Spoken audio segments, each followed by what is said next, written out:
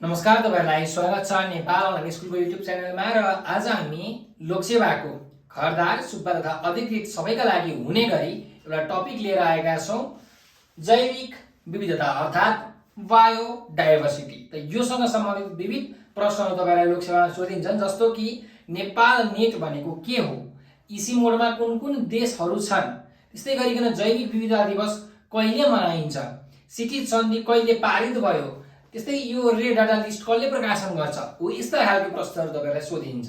So आज हामी बायोडाइभर्सिटीको बारेमा चाहिँ छलफल गर्न गइरहेका छौं। सोध्दा सुरुमा कुरा गरौँ जैविक विविधताको जुन प्रकारहरू छन् है। हामीलाई थाहा छँदैछ, पहिला जैविक विविधता भनेको के हो त्यसको कुरा गरौँ।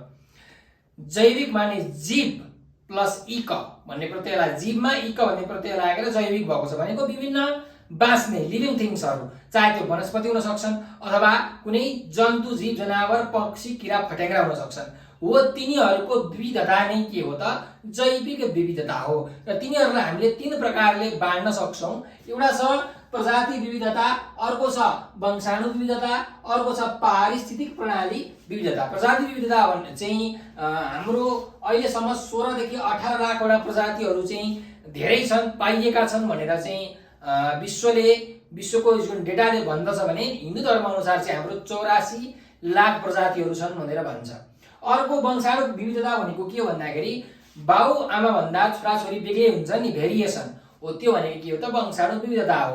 र अर्को छ पारिस्थितिक प्रणाली विविधता। एउटा प्रश्न सोधेको छ त नेपालमा कति प्रकारका पारिस्थितिक प्रणाली विविधता, इकोसिस्टमको चाहिँ विविधता कति पाइन्छ भन्दा 118 वटा पाइन्छ। यो पनि याद गरौँ है। अब जैविक विविधतासँग सम्बन्धित विभिन्न चाहिँ संस्थाहरूको बारेमा पनि कुरा गरौँ, के कस्ता कामहरू भएका छन् भनेर। सबैभन्दा सुरुमा हामीले कुरा गर्नुपर्ने हुन्छ IUCN, International Union for Conservation of Nature. यसको स्थापना 1948 मा भएको, जसको हेडक्वार्टर रहेको छ हाम्रो स्विजरल्यान्डको जेनेभामा र स्विजरल्यान्डको ग्ल्यान्डमा हेडक्वार्टर रहेको छ। र यसले चाहिँ 1966 मा एउटा लिस्ट निकालेको छ जसलाई हामी भन्छौँ रेड डाटा लिस्ट। यो रेड डाटा लिस्ट भनेको चाहिँ जुन लोप हुन लागेका, हराउन लागेका इन्डेन्जर्ड स्पिसिसहरू छन् वनस्पतिका, त्यस्तै गरेर जीव जन्तुको हो, त्यसको लिस्ट हो। यो रेड डाटा लिस्ट IUCN ले प्रकाशित गर्ने गर्दछ। नेपालले चाहिँ यसको सदस्यता 1973 मा लिएको थियो। र अर्को छ हाम्रो सिटिज सन्धि, Convention on International Trade in Endangered Species of Wild Flora and Fauna भनेको, जुन फ्लोरा भनेको वनस्पति हो, फौना भनेको जीव जन्तुहरू है, जन्तु जनावरहरूलाई भन्छौँ। त लोपोन्मुख प्रजातिका चाहिँ जङ्गली वनस्पति तथा जीव जन्तुहरूको यो अन्तर्राष्ट्रिय व्यापारसँगको महासन्धि हो यो सिटिज सन्धि है। यसको चाहिँ जुन हेडक्वार्टर रहेको छ हामीहरूको स्विजरल्यान्डको जेनेभामा रहेको छ। र यो महासन्धि भएको थियो 192 वटा राष्ट्रहरू बीच है। कहाँ भएको थियो? अमेरिकाको वाशिंटन DC मा 1973 मार्च 3 मा यसमा हस्ताक्षर भएको थियो भने यो 1975 जुलाई 1 बाट लागू भएको। र नेपालले चाहिँ 1982 सेप्टेम्बर 21 मा यहाँ हस्ताक्षर गरेको छ। र यो जुन सिटिज को कन्भेन्सन हुन्छ, यो सन्धि चाहिँ भेटघाट चाहिँ 2 वर्षमा हुने गर्छ। 2020 मा चाहिँ यो सिङ्गापुरमा भएको थियो है। अब जाउँ 1980 मा, त पहिलो पटक जैविक विविधता भन्ने शब्दको प्रयोग हामीहरूको 1980 बाट सुरु भएको हो। यो पनि जिकेमा तपाईहरुलाई सोधिएको छ, तपाईहरु याद राख्नु होला। र अर्को हामीले बिर्सनै नहुने हाम्रो रियो सम्मेलन, यसको बारेमा हामीले धेरै कुरा गरिसकेका छौं।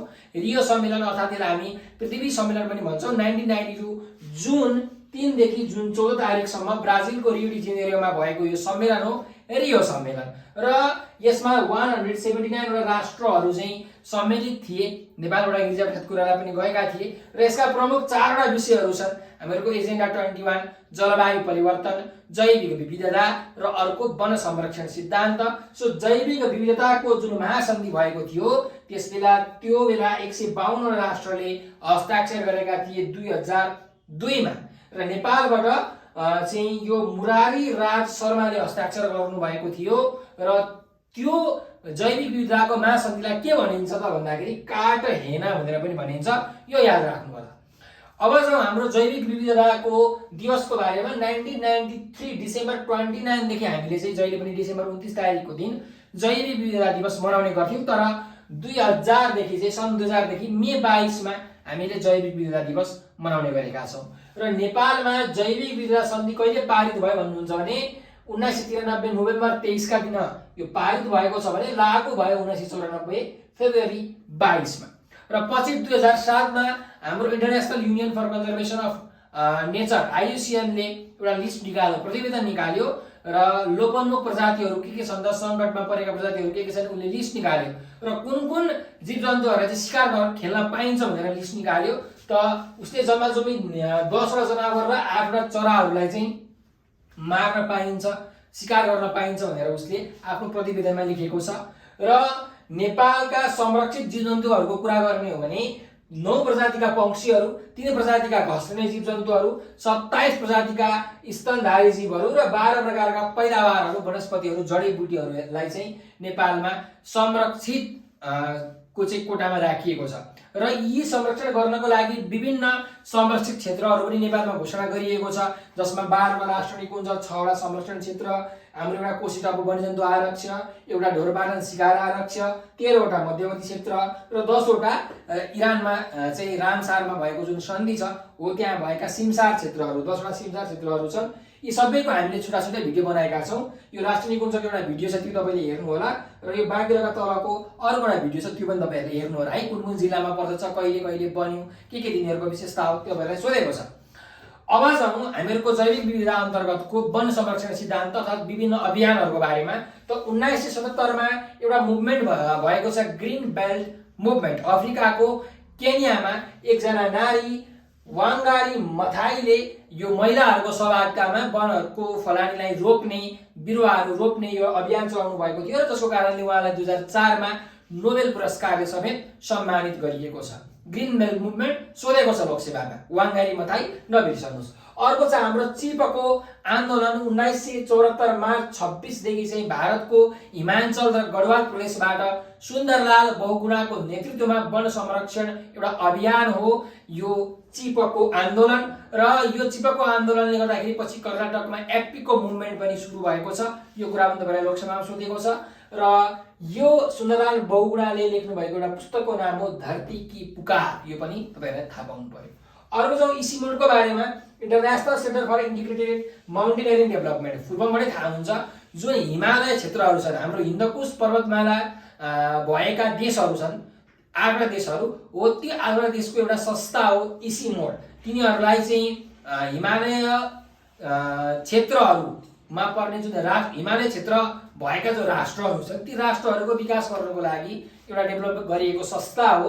यो 1983 डिसेम्बर 5 मा काठमाडौँमा स्थापना भएको हो भने यसको हेडक्वार्टर चाहिँ हाम्रो ललितपुरको खुमालटारमा रहेको छ। र कुन देश भन्नुहुन्छ भने हाम्रो MDBC पानी जुन सार्क राष्ट्रहरू छन्, सार्क राष्ट्रमा श्रीलङ्का र मालदिभ्सलाई हटाइदिनुस्, श्रीलङ्का र मालदिभ्सको ठाउँमा चाइना र म्यानमार ल्याउनुस् है त। हेर्नुस्, Myanmar, Bangladesh, Bhutan, China, Pakistan, Afghanistan, Nepal, India, यति 8वटा देशहरू यहाँ रहेका छन्। र यो नेपाल नेट तपाईलाई लोकसेवामा धेरैचोटि सोधेको प्रश्न छ।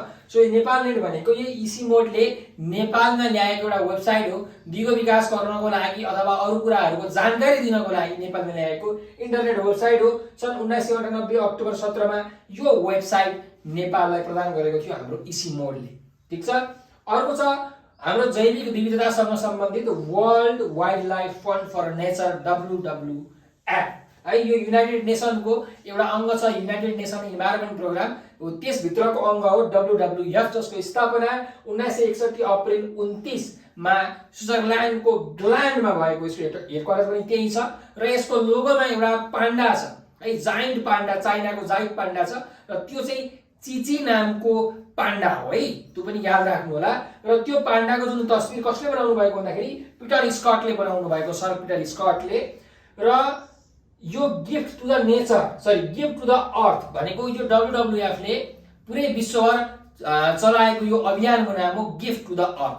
अर्को छ फर अ लङ प्लानेट, यो भनेको चाहिँ WWF को आदर्श वाक्य हो, सोधेको छ गिफ्ट टु द अर्थ र फर अ लङ प्लानेट भनेर, WWF सँग सम्बन्धित हो यो कुरा। अर्को आवर कमन फ्युचर भनेको चाहिँ ब्रुकल्यान्ड कमिसनले चाहिँ पेश गरेको प्रतिवेदनको टपिक हो, आवर कमन फ्युचर।